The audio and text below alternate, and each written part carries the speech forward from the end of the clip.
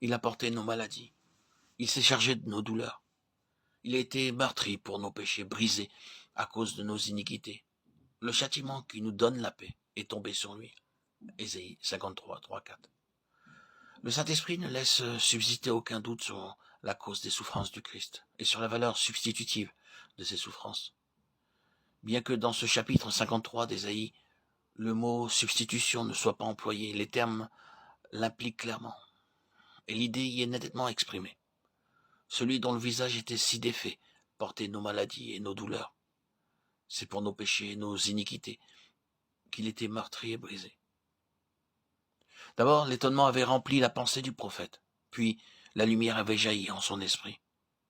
Alors, se faisant le porte-parole de toute l'humanité, il s'écrie « Nous étions tous errants comme des brebis, nous suivions tous chacun son propre chemin, et l'Éternel a fait venir sur lui l'iniquité de nous tous. » En voyant ses souffrances, nous avions pensé qu'il était frappé de Dieu, battu et affligé. Nous, qui nous étions détournés pour suivre chacun son propre chemin. Nous qui nous étions égarés. Mais c'était notre iniquité, l'iniquité de nous tous que le Seigneur avait posée sur lui, le saint et le juste. Le voilà le résultat de la chute, voilà la cause et voilà la raison de la croix. La volonté de s'affranchir de Dieu, de vivre sans lui est l'essence même du péché. Chacun veut suivre sa voie, son propre chemin. Le résultat, c'est le péché, l'iniquité. Tout comme des brebis errantes, ce premier, tous représentent les milliards d'êtres humains qui sont nés ou à naître depuis Adam. Et l'Éternel a fait retomber sur lui l'iniquité de nous tous. Ce dernier, tous proclament la valeur expiatoire et générale du sacrifice du calvaire. Pour tous ceux qui sont sous la malédiction du péché, pour l'humanité entière. Il est maltraité et il s'humilie. Il n'ouvre point la bouche. Comme l'agneau qu'on mène à la boucherie, comme la brebis muette devant ceux qui l'attendent. Il est retranché de la terre des vivants. On lui avait assigné sa sépulture avec les méchants. Ésaïe 53, 7, 9.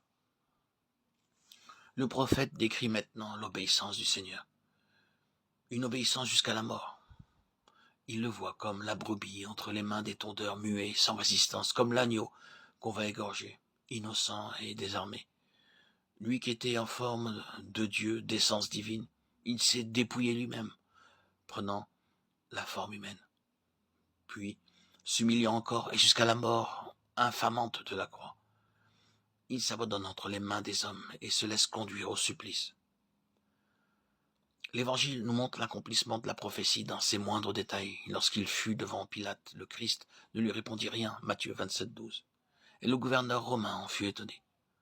Condamné par l'oppression et le jugement des hommes, on le conduisit hors de Jérusalem jusqu'au lieu appelé Calvaire, pour y être crucifié. Et parmi ses contemporains, qui a compris qu'il était retranché de la terre des vivants, frappé à cause des péchés de mon peuple? Ésaïe 53, 8.